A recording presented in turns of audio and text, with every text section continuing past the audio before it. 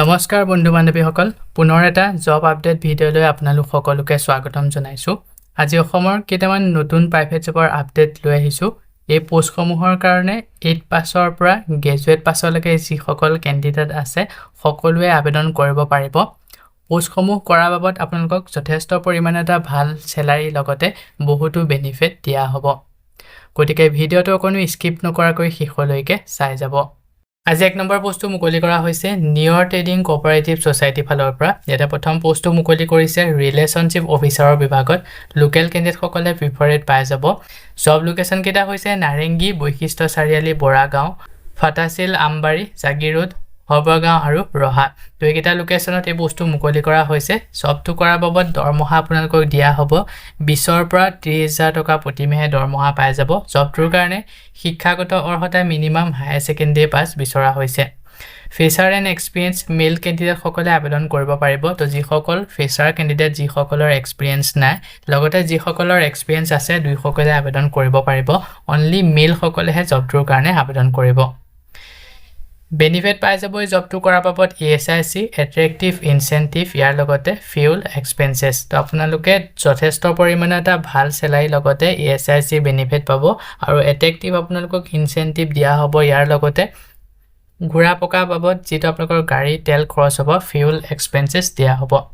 দুচকীয়া বাহন থাকিব লাগিব compulsory positive credit history required part time commission based option also available male female no age bar তো পুৰুষ মহিলা সকলোৱে আবেদন কৰিব পাৰিব আৰু কোনো ধৰণৰ এজবাৰ মেনশন কৰা হোৱা নাই সকলোৱে আবেদন কৰি ল'ব পাৰিব সেকেন্ড পোষ্টটো মুকলি কৰা হৈছে একাউন্টেন্টৰ বিভাগত কি ৰেসপন্সিবিলিটিজ সমূহ ইয়াতে মেনশন কৰি দিয়া হৈছে ভালদৰে বা পঢ়ি চাই ল'ব জব লোকেশনটো হৈছে জালুকবাৰী এই জবটো কৰাৰ বাবদ আপোনালোকক স্যালাৰি দিয়া হ'ব 15ৰ পৰা 20000 টকা শিক্ষাগত অৰ্হতা পোষ্টটোৰ কাৰণে বিকম পাছ বিচাৰিছে আৰু এক্সপেৰিয়েন্স মিনিমাম 2 বছৰ বিচৰা হৈছে যদি জব কেটাৰ কাৰণে ইন্টাৰেস্টেড হয় সু পাৰ্থী সকলে ইয়াতে যোনটো মেইল ইমেইল আইডি দিয়া হৈছে তাতে আপোনালোকৰ আপডেটেড বায়োডাটা বা CV খন সেন্ড কৰি পোষ্ট কেটাৰ কাৰণে আবেদন কৰি ল'ব পাৰিব যেতিয়া আপোনালোকে আবেদন কৰিব সাবজেক্ট লাইনত মেনশন কৰি দিব কোনটো পোষ্টৰ কাৰণে আবেদন কৰিছে আৰু এটা WhatsApp নম্বৰ দিয়া হৈছে 8011091910 এই নম্বৰটোৰ দ্বাৰা WhatsAppত আপোনালোকৰ আপডেটেড বায়োডাটা বা ৰিজিউম খন সেন্ড কৰিও পোষ্ট কেটাৰ কাৰণে আবেদন কৰি ল'ব পাৰিব shortlisted candidate will be called for interview with address and location details তো যি সকল shortlisted candidate তেওঁলোকক ইন্টাৰভিউ কাৰণে যোগাযোগ কৰা হ'ব ইয়াৰ পিছতে নেক্সট 2 নম্বৰ পোষ্টটো মুকলি কৰা হৈছে IBPS CLERK Recruitment 2026 পোষ্টটো মুকলি কৰা হৈছে IBPS CLERKৰ ফালৰ পৰা ইয়াতে আপোনালোকৰ কাস্টমাৰ সাৰ্ভিস এছ'চিয়েটৰ বিভাগত পোষ্ট মুকলি কৰা হৈছে জব লোকেশন অসমত 349টা পোষ্ট মুকলি কৰিছে আৰু বাকি ভেকেন্সি সমূহ বেলেগত ষ্টেট ওয়াইজ মুকলি কৰা হৈছে টোটাল 11403টা পোষ্ট মুকলি কৰিছে ভেকেন্সি ইয়াৰটো হৈছে 2027 এণ্ড 2028 তো দৰমহা আপোনালোকক 24000 পৰা 64000 পৰ্যন্ত আপোনালোকে স্যালাৰি পাই যাব এই জবটো কৰাৰ বাবদ ইয়াৰ লগতে গ্ৰেড পে থাকিব এক্সাম সেন্টাৰ সমূহ মেনশন কৰি দিয়া হৈছে পাৰ্লিমিনাৰী এক্সাম ডিব্ৰুগড় গুৱাহাটী যোৰহাট শিলচৰ আৰু তেজপুৰ আৰু ইয়াৰ যোনটো মেইন এক্সাম লোৱা হ'ব ডিব্ৰুগড় গুৱাহাটী যোৰহাট শিলচৰ ইয়াতে আপোনালোকৰ IBPS CSA category wise vacancy সমূহ মুকলি কৰা হৈছে আন্ডাৰ ৰিজাৰ্ভ কেণ্ডিডেট সকলৰ কাৰণে 4740টা পোষ্ট SC সকলৰ কাৰণে 1910টা SC সকলৰ কাৰণে 942টা OBC সকলৰ কাৰণে 2815টা আৰু EWS সকলৰ কাৰণে 996টা পোষ্ট মুকলি কৰিছে টোটাল 11403টা পোষ্ট মুকলি কৰিছে ইয়াৰ লগতে ষ্টেট ওয়াইজ কোড কিমানটা পোষ্ট মুকলি কৰিছে ইয়াতে এখন তালিকা বনাই দিয়া হৈছে তো ভালদৰে আপোনালোকে চাই ল'ব আপোনালোকৰ ষ্টেট ওয়াইজ এই জবটোৰ কাৰণে আবেদন কৰি ল'ব পাৰিব ইয়াৰ লগতে IBPS ক্লেৰিকৰ ভেকেন্সি অসমত কোন বেংকত কিমানটা পোষ্ট মুকলি কৰিছে সেইকনো এখন লিষ্ট বনাই দিছে বেংক অফ বৰোদাত 36টা কানাড়া বেংকত 55টা ইণ্ডিয়ান অবজাৰ্ভছ বেংকত 8টা ইকো বেংকত 12টা বেংক অফ ইণ্ডিয়াত পোষ্ট মুকলি কৰা নাই সেন্ট্ৰেল বেংক অফ ইণ্ডিয়াত 54টা পাঞ্জাব নেশ্যনেল বেংকত 102টা ইউনিয়ন বেংক অফ ইণ্ডিয়াত কোনো ধৰণৰ পোষ্ট নাই বেংক অফ মহাৰাষ্ট্ৰত 2টা ইণ্ডিয়ান বেংকত 40টা আৰু পাঞ্জাব এণ্ড সিন্ধ বেংকত 30টা পোষ্ট মুকলি কৰিছে এলিজিবিলিটি ক্ৰাইটেৰিয়া নেশ্যনেলিটি ইণ্ডিয়া সিটিজেনশ্বিপ হ'ব লাগিব এই পোষ্টটোৰ কাৰণে এজ লিমিট 20ৰ পৰা 28 বছৰলৈকে যিসকল কেণ্ডিডেট তেওঁলোকে জবটোৰ কাৰণে আবেদন কৰি ল'ব পাৰিব এই সিলেকশ্যন কেটেগৰী ওয়াইজ এই সিলেকশ্যনসমূহ মেনশ্যন কৰি দিয়া হৈছে এছচি এছটি সকলে 5 বছৰ ওবিসি এনসিএল সকলৰ 3 বছৰ আৰু পিডব্লিউবিডি সকলে 10 বছৰকৈ এই সিলেকশ্যন পাই যাব শিক্ষাগত অৰ্হতা পোষ্টটোৰ কাৰণে গ্ৰেজুৱেট ডিগ্ৰী ডিপ্লোমা কৰা কেণ্ডিডেট সকলে আবেদন কৰি ল'ব পাৰিব আৰু ইয়াৰ লগতে কম্পিউটাৰ লিটাৰেচাৰি বিচৰা হৈছে কম্পিউটাৰ আপোনালোকৰ সিস্টেম বা অপাৰেচন ৱৰ্ক নলেজ আপোনালোকে ভালদৰে জনা হ'ব লাগিব লগতে কম্পিউটাৰ সাৰ্টিফিকেট আপোনালোকৰ থাকিব লাগিব ইয়াৰ লগতে proficient in the official language of the state তো ষ্টেট ওয়াইজ আপোনালোকৰ যেটো ল্যাঙ্গুৱেজ সেই ল্যাঙ্গুৱেজটো ভালদৰে জনা হ'ব লাগিব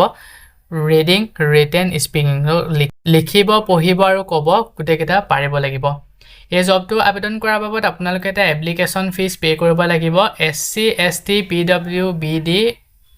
সকলে 175 টকাকৈ এটা এক্সামিনেশন ফিজ পে কৰিব লাগিব আৰু যিসকল আদাৰ কেণ্ডিডেট তো তেওঁলোকে 850 টকাকৈ পে কৰিব লাগিব জবটো আবেদন কৰাৰ বাবদ পেমেন্ট মোডটো হৈছে online debit card RuPay Visa master card credit card internet banking IBPS cash card mobile wallet তো একেটা যোগেৰে আপোনালোকে জবটোৰ কাৰণে যেটো পেমেন্টটো পে কৰি ল'ব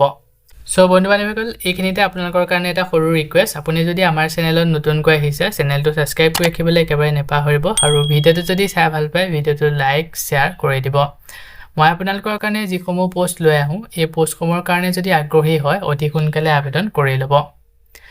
এই জবটোৰ কাৰণে সিলেকশ্যন প্ৰসেসটো দুটা স্টেপত আপোনালোকক সিলেকশ্যন কৰা হ'ব প্ৰথমটো হৈছে পাৰ্লিমিনাৰী এক্সাম আৰু সেকেন্ডটো হৈছে মেইন এক্সামিনেশন তো পাৰ্লিমিনাৰী এক্সামত কিমানটা আপোনালোকৰ কোৱেশ্চন আহিব কিমান মাৰ্ক আহিব লগতে কি কেনেকুৱা ধৰণৰ সাবজেক্টত এই এক্সামটো লোৱা হ'ব তো সকলোখিনি ইয়াতে মেনশ্যন কৰি দিয়া হৈছে আপোনালোকে ভালদৰে চাই ল'ব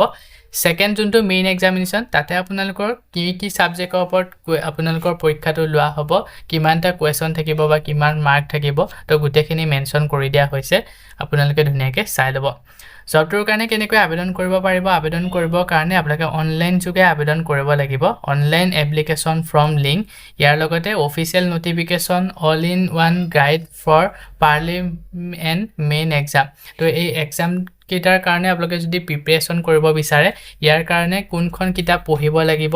সেই কিতাপৰ লিংক ভিডিওৰ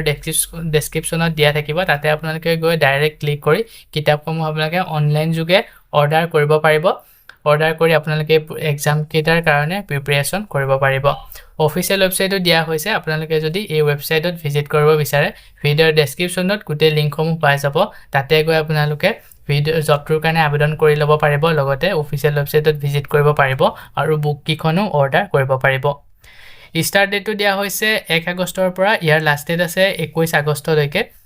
পাৰ্লিমিনাৰী এক্সামটো হ'ব 10 পৰা 11 অক্টোবৰৰ ভিতৰত আৰু মেইন এক্সামটো হ'ব 27 ডিসেম্বৰত প্ৰভিজনেল এলটমেন্টটো 27 চনৰ মাৰ্চত এনাউন্সমেন্ট কৰা হ'ব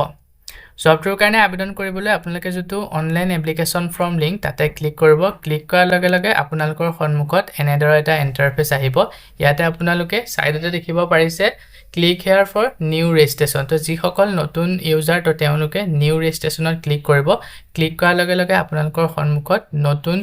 ৰেজিষ্ট্ৰেচন কৰিবৰ কাৰণে যিখন ফৰ্ম সেই ফৰ্মখন এনেদৰে আপোনালোকে খুল খাই যাব ইয়াতে আপোনালোকৰ বেসিক ইনফৰমেশন ইয়াৰ লগতে verification photo and signature upload কৰিব লাগিব আৰু ডিটেইলছ আপোনালোকৰ যিখিনি পাৰ্সোনেল ডিটেইলছ বিচৰা হ'ব তাতে গোটেইখিনি ফিল কৰি পিভিও ধুনীয়াকৈ চাই আপলোড যিসমূহ ডকুমেন্ট বিচাৰিব গোটেইসমূহ আপলোড কৰি পেমেন্টটো কৰি আপোনালোকে জবটোৰ কাৰণে আবেদন কৰি ল'ব পাৰিব বাকি যিসকল লগইন কৰিব যিসকলে অলৰেডি এই পোৰ্টেলটোত আপোনালোকৰ আইডি আছে তো তেওঁলোকে ইয়াতে যোনটো login for already register candidate তো তেওঁলোকে লগইনত ক্লিক কৰিব ৰেজিষ্ট্ৰেচন নম্বৰটো দিব আৰু পাছৱৰ্ডটো লগতে কেপচাৰটো ভৰাই সাবমিট কৰি এই জবটোৰ কাৰণে আবেদন কৰি ল'ব পাৰিব তো এনেদৰে আপোনালোকে পোষ্টটোৰ কাৰণে আবেদন কৰি ল'ব ইয়াৰ পিছতে নেক্সট 3 নম্বৰ পোষ্টটো মুকলি কৰা হৈছে animal হাজবেণ্ডৰী and veterinary Recruitment post মুকলি কৰা হৈছে ভেটেৰিনেৰী অফিচাৰ আৰু ব্লক ভেটেৰিনেৰী অফিচাৰৰ বিভাগত 173টা পোষ্ট মুকলি কৰিছে কেটেগৰী ওয়াইজ পোষ্টসমূহ ভাগ কৰি দিয়া হৈছে আন্ডাৰ ৰিজাৰ্ভডৰ কাৰণে 106টা OBC MOBC কাৰণে 6টা SC সকলৰ কাৰণে 11টা STP সকলৰ কাৰণে 9টা আৰু STH সকলৰ কাৰণে 4টা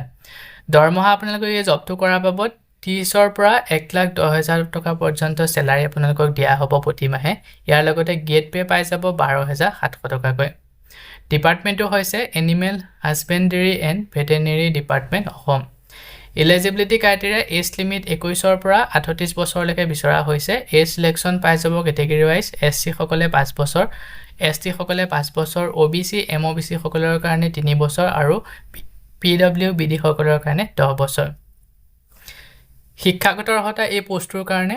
যি সকলে ডিগ্ৰী কৰিলে এনিমেল হাজবেণ্ডাৰী এণ্ড ভেটেৰিনেৰী সায়েন্সৰ ওপৰত তো তেওঁলোকে জবটোৰ কাৰণে আবেদন কৰি ল'ব পাৰিব